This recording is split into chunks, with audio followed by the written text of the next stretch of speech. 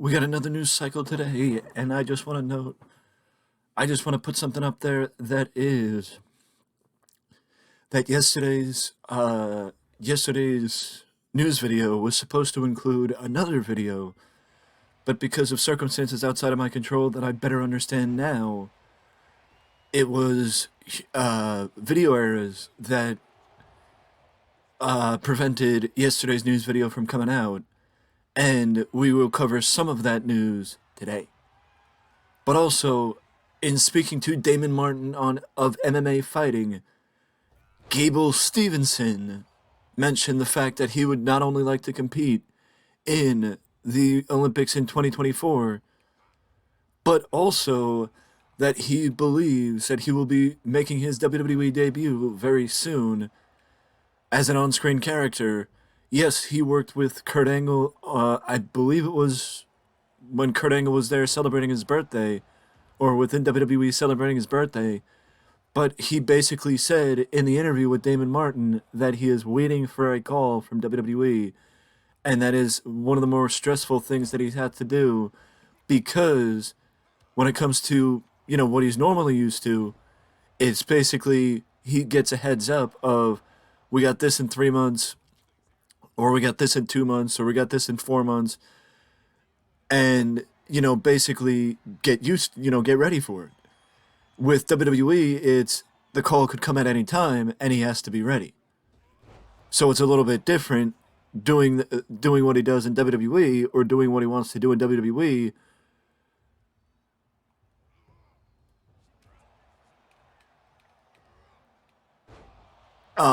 But he stepped away in Gable Stevens stepped away from WWE and the Performance Center in 2022, in October 2022, to undergo an ablation to treat Wolff Parkinson's White syndrome.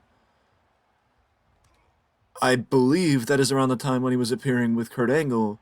Oh no, he was appearing with Kurt Angle. Was it earlier this year?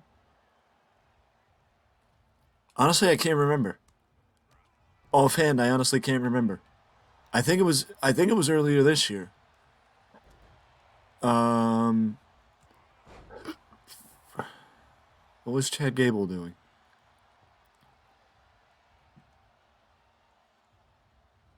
Either way, I wish nothing but the best to Gable Stevenson.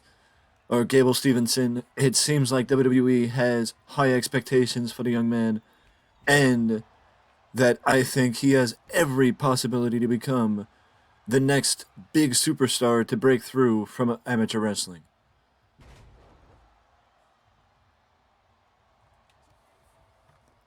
As the Fightful Select article goes through,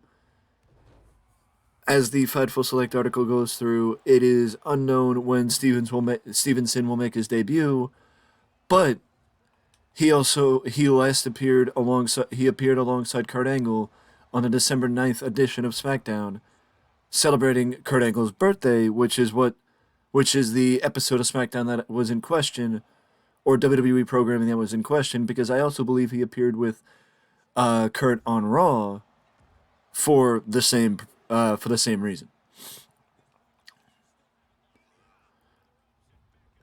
Now, sticking with WWE, one of the news stories that I was going to talk about yesterday was the fact that WWE is set to bring Backlash to Puerto Rico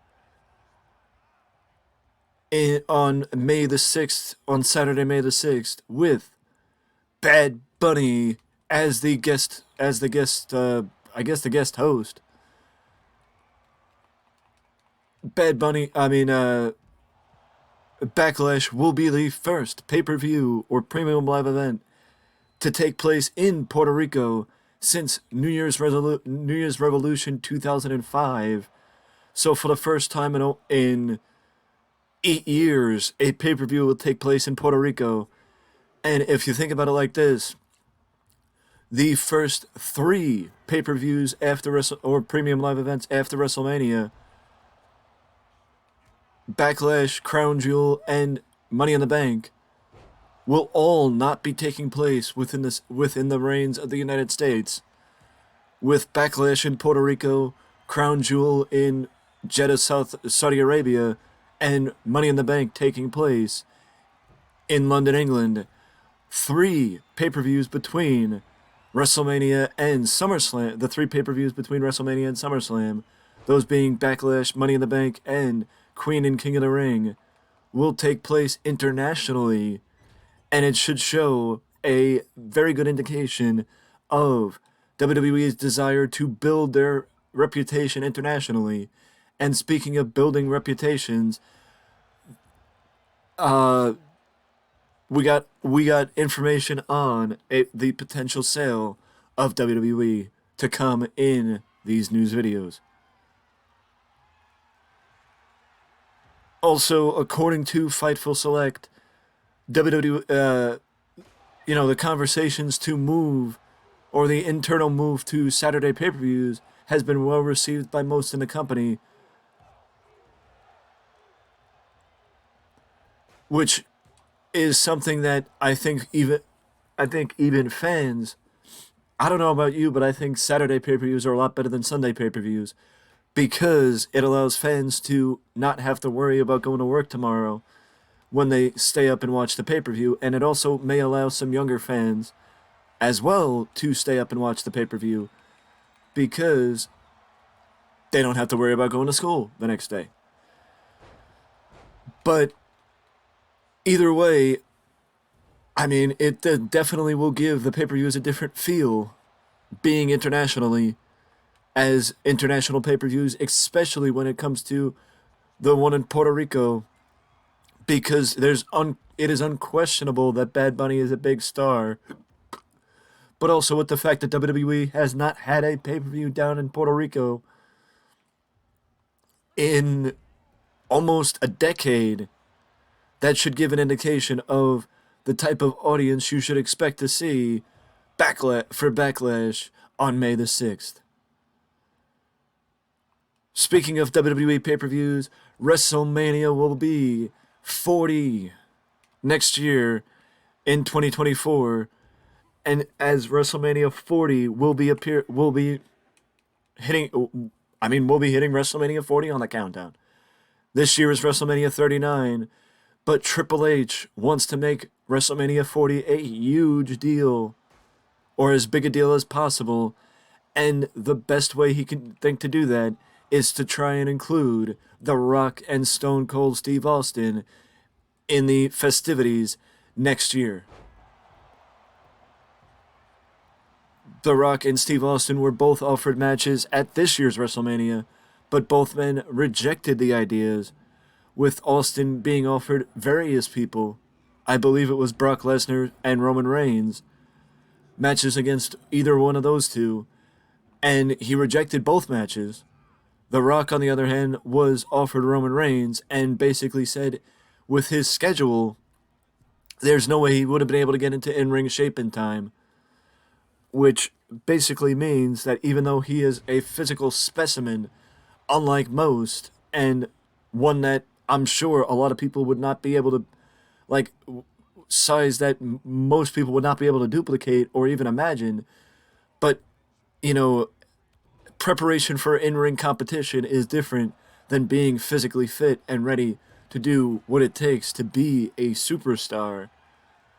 So even though The Rock is The Rock, that doesn't mean he would be able to step in the ring and go against Roman Reigns. But that would be an interesting way. The Rock and Steve Austin being a part of WrestleMania 40 would be extremely, extremely fitting. And also, WWE is attempting to work with other other outlets to try and legalize gambling on their big matches. I mean, honestly, that's something like I I really don't know. I really don't know what to say to that because I don't think I ever expected. Like, I don't really think of match betting when it comes to WWE because I really just don't think of it from that standpoint. You know what I mean? It has nothing to do with the situational nature of, it has nothing to do with the situational nature of, um, it has nothing to do with the situational nature of anything.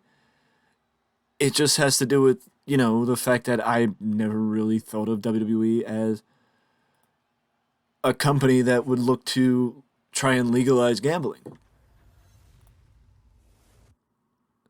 But according to CNBC, WWE is in talks with state gambling regulators in Colorado and Michigan to legalize betting on high-profile matches. WWE is reporting with the accounting firm Ernst Young to secure scripted match results in hopes it will convince regulators that there is no chance of results leaking out to the public. Accounting firms PwC and EY Ernst Young have historically worked with award shows, including the Academy Awards and the Emmys, to keep the results a secret. WWE executives have reported cited Oscars betting as a template to convince regulators gambling on scripted matches is safe. The report states WWE executives have proposed that scripted results of matches be locked in months ahead of time. Fightful will, of course, update fans when more information is known. Wrestling odds are available at betonline.ag for major events. And also, Fightful Overbooked has its betting odds preview show before all major events. Again, it has nothing to do with the fact that, wrestling is wrestling. It has to do with the fact that I just never really thought of wrestling in that way, that we would take betting results for the wrestling shows. But either way, that is it for the news cycle in this video. I will see you in the next video.